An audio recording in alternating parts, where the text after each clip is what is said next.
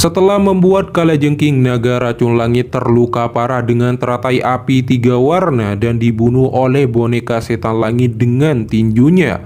Lalu untuk melewati krisis akibat konflik dengan lembah sungai es, Xiaoyan perlu memurnikan tubuh Tian Hao. Pertama, dia mulai memurnikan pil jiwa kehidupan Yin Yang dengan 100 bahan obat. Selama proses, ada 3 tahapan: peleburan, penyatuan, dan pemurnian. Namun saat Xiaoyan mengeluarkan boneka setan langit untuk meningkatkan kekuatannya dengan pil petir yang dibawa oleh momentum pil jiwa kehidupan Yin Yang, itu tiba-tiba menghilang karena kabut racun di lembah aliran dewa yang jatuh terlalu tebal hingga pil petir gagal menemukan targetnya. Kemudian Xiaoyan mengeluarkan mayat Yunsan dan memasukkan esensi darah kalajengking naga racun langit ke tubuh mayat. Xiaoyan juga meminta jejak kekuatan spiritual Tian Hao yang juga dimasukkan. Setelah itu Xiaoyan memberikan pil jiwa kehidupan Yin Yang dan dikonsumsi oleh Tian Hao. Di saat itu juga Xiaoyan menyuruh Tian Hao memasuki tubuh mayat Yunsan. Akhirnya pemurnian dan penggabungan tubuh Tian Hao dimulai dengan pembakaran api surgawi. Selama proses, dokter peri kecil dan Ye Xinlan diperintahkan untuk berjaga di luar dengan boneka setan langit. Tak lama kemudian, sebuah retakan muncul. Tianxi keluar sembari berkata, "Gadis racun, akhirnya aku menemukanmu." Dia di tingkat Dozong bintang 9 puncak bersama bawahannya. Kemudian dokter peri kecil dan boneka setan langit memulai pertarungan dengan Tianxi. Dalam pertarungan itu, perbedaan kekuatan dan pengalaman bertarung memiliki kesenjangan yang jauh. Dokter peri kecil membentuk segel di kedua tangannya dan membentuk 2 ular ungu besar yang segera menerkam ke depan. Dokter peri kecil mengeluarkan pedangnya dan melesat ke arah Tianxi juga. Boneka setan langit juga menyerang secara bersamaan.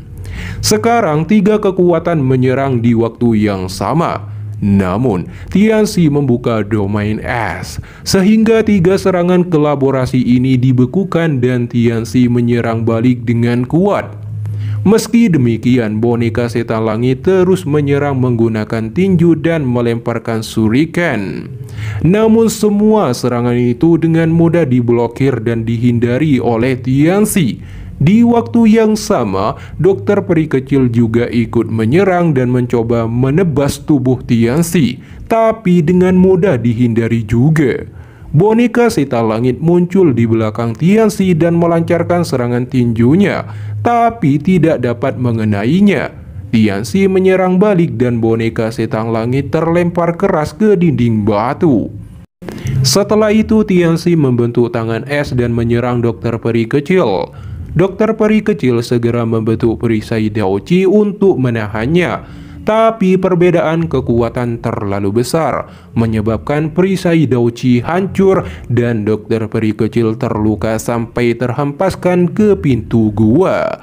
Di saat itu juga boneka setan langit bangkit dan menyerang Tianxi dari arah belakang. Tapi setiap tinju boneka setan langit hanya mengenai bayangannya. Tianxi mengayunkan lengannya dan boneka setan langit jatuh keras ke tanah. Di saat itu juga, dokter peri kecil membentuk 2 ular ungu besar lagi yang menerkam ke arah Tianxi. Tianxi melambaikan tangannya dan menghancurkan 2 ular ungu itu dengan domain es. Tianxi berpindah ke dokter peri kecil dan membekukan kedua kakinya agar tidak bisa bergerak. Tianxi membentuk bongkahan es tajam yang tak terhitung jumlahnya dan ditembakkan.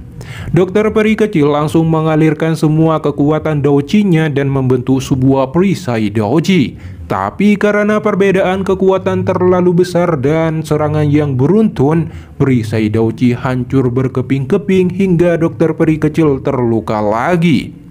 Setelah itu Tianxi menyegel tubuh dokter peri kecil di dalam pilar es. Dalam keputusasaan, dokter peri kecil meminta maaf pada Xiaoyan dan mulai membuka segel tubuh racunnya. Untungnya Xiaoyan dan Tian Hao datang tepat waktu, sehingga nyawa dokter peri kecil terselamatkan.